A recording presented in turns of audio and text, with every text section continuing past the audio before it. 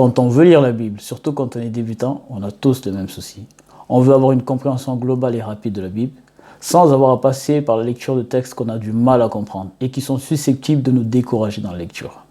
Néanmoins, il est important de passer par la lecture de certains textes qui sont primordiaux.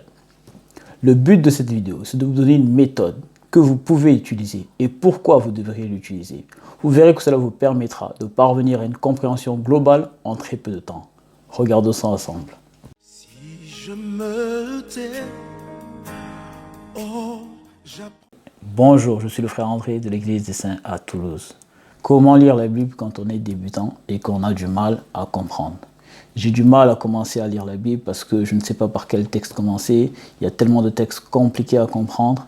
C'est souvent ce que certaines personnes me disent lorsqu'elles se lancent dans la lecture pour avoir une compréhension globale de la parole de Dieu. Dans cette vidéo, je vais donc donner une méthode que je donne à ces personnes-là, habituellement, pour répondre à ce problème-là. Il faut savoir que la Bible est composée en deux parties, la loi et la grâce, ce que la Bible appelle l'Ancien et le Nouveau Testament.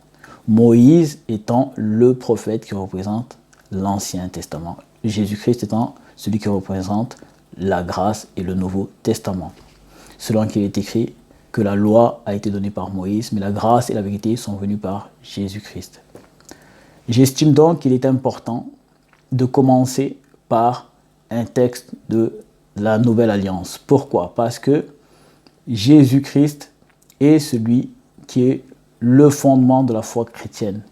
Donc il est important de connaître sa vie et sa mission afin de pouvoir ensuite, si on le souhaite, voir ce qu'il en est dans la loi et dans l'Ancien Testament.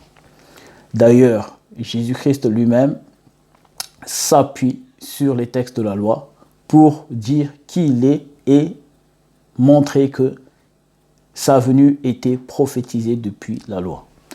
Les textes que je conseille, c'est de commencer du coup par Marc. Pourquoi Marc? Parce que Marc fait partie des 4 textes qui parlent de la vie de Jésus et de sa mission sur la terre. Et c'est également celui qui est le plus court d'entre les 4. Il a 16 chapitres alors que les autres en ont plus de 20. Donc, une fois que vous aurez fini ça, je vous conseille de lire Actes des Apôtres. Pourquoi? Parce que Actes des Apôtres relate la vie et les événements après la résurrection de Jésus et la mission que les apôtres ont accomplie et le fait d'annoncer l'évangile partout dans le monde. Donc, c'est important de lire ce texte.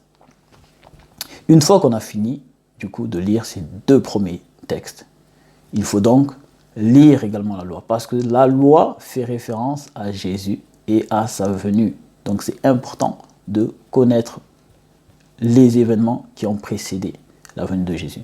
Je vais donc vous conseiller de commencer par le texte de Genèse. Tout simplement Genèse parce que c'est le commencement, c'est la création. Ça parle de Adam et Ève, ça parle de Noé, le déluge, ça parle également surtout de Abraham, le prophète, le père de la foi. Celui par qui Dieu va se choisir une nation, par sa descendance. Okay? Donc, ensuite, dans Genèse, on voit également que Israël, du coup, finit par vivre en Égypte. Une fois qu'on a fini Genèse, il faut, très important, lire Exode. Exode parce que c'est là que Moïse arrive. Moïse étant le prophète que Dieu s'est choisi pour libérer son peuple qui est en Égypte depuis 400 ans et esclave. Et c'est également par Moïse que Dieu va faire alliance avec Israël dans le désert. J'estime donc du coup que quand on a fini de lire ces 4 textes-là, on a vraiment une compréhension globale. Mais vous me direz que ça reste quand même très long de lire ces 4 textes. Encore une fois, si vous appliquez une méthode que je vais vous donner, ça pourra vous aider vraiment à le faire en très peu de temps. Les 4 textes que je vous ai donnés, Marc, Actes des Apôtres, Genèse et Exode, sont composés en totalité de 134 chapitres. Si vous êtes une personne qui a l'habitude de lire et que vous lisez 4 chapitres par jour, vous pourrez finir de lire ces 4 textes en 34 jours exactement. Si vous êtes une personne qui a un peu plus de difficulté à lire, je vous conseille de commencer par 2 chapitres par jour. Ça vous permettra de finir en à peu près 2 mois maximum. Donc, je pense vraiment que c'est tout à fait faisable et je pense que ça vous permettra vraiment d'avoir une compréhension globale de toute la parole de Dieu.